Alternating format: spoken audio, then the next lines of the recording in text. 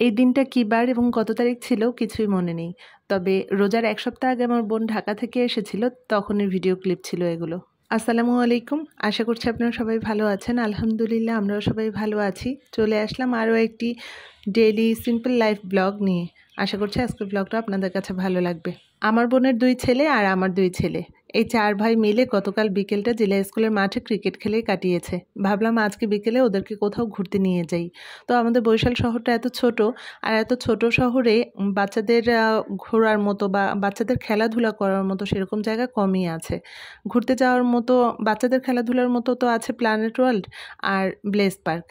আর আমাদের বাসার পাশে তো ব্লেস পার্ক, প্ল্যানেট ওয়ার্ল্ড, তারপরে মুক্তিযোদ্ধা পার্ক, 30 গোডাউন, এই জায়গাগুলো। আর ওরা যতবার ঢাকা থেকে আসে ততবারই ওদেরকে নিয়ে এই জায়গাগুলোতে ঘুরতে যাই। আর একই জায়গায় বারবার কতবার ভালো লাগে বলেন। তাই ভাবলাম আজকে একটু ওদেরকে নিয়ে নদীর পাড়ে ঘুরে আসি।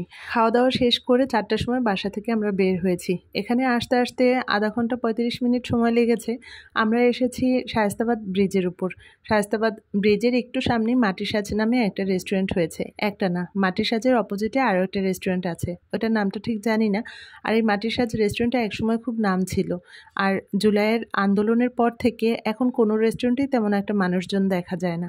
আর আজকে এখানে এসেছি, ভাবলাম এখানে একটু সময় কাটাবো, কিন্তু এখানে কোনো মানুষজন নেই। ওপেন দেখে ভেতরে গিয়েছিলাম, শুধু একজন মানুষ আছে, তাও আবার সে পরিষ্কারের কাজে ব্যস্ত।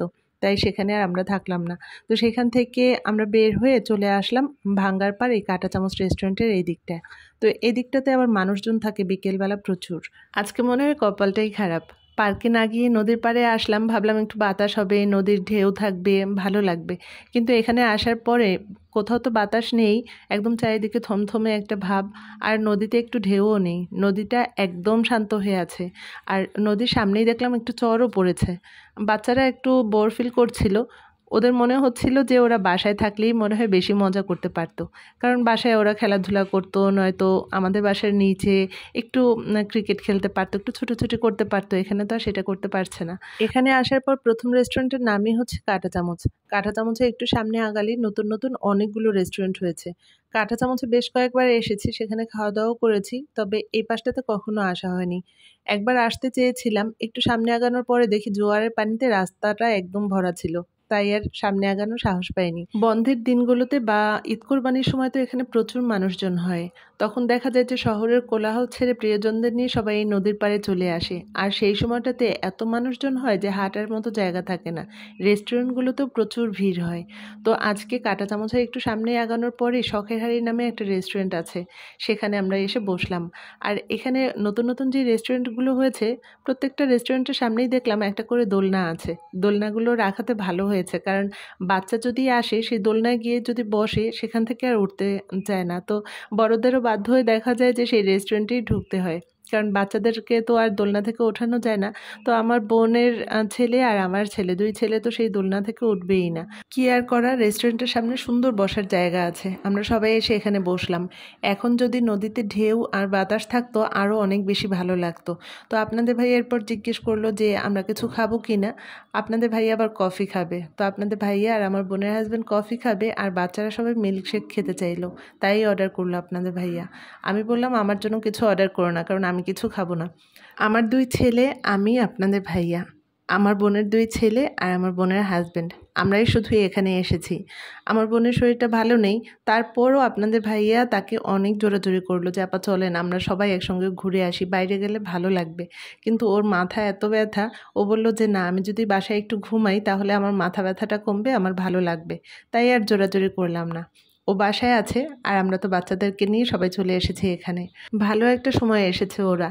এই সময়টা তো ওদের স্কুলও বন্ধ ছিল, পড়াশোনারও তেমন একটা চাপ ছিল না। আর 4-5 দিন পরে তো রোজা, রোজারও তো সবার একটা প্রস্তুতি আছে, তাই আগামী দিনই ওরা চলে যেতে চাইছে। তো রোজা যদি না থাকতো জোর করে দেখা যেত আরও 2-3 দিন রেখে দিতাম, কিন্তু তারও তো কোনো উপায় নেই। আর ওদের যাওয়ার কথা শুনে আমার ছেলেদের তো মন খারাপ হয়ে গেছে। আমার ননদের ছেলে, তারপর আমার বোনের ছেলেরা আসলে ওরা খুব খুশি হয়। ছেলে মানুষ তো, ছেলেদের পেলে অনেক বেশি খুশি হয়। অনেকটা সময় তো নিচে ছিলাম, তো এটা তো রুফটপ রেস্টুরেন্ট। আমি আপনাদের ভাইয়াকে বললাম যে আমি একটু রেস্টুরেন্টটা ঘুরে দেখি।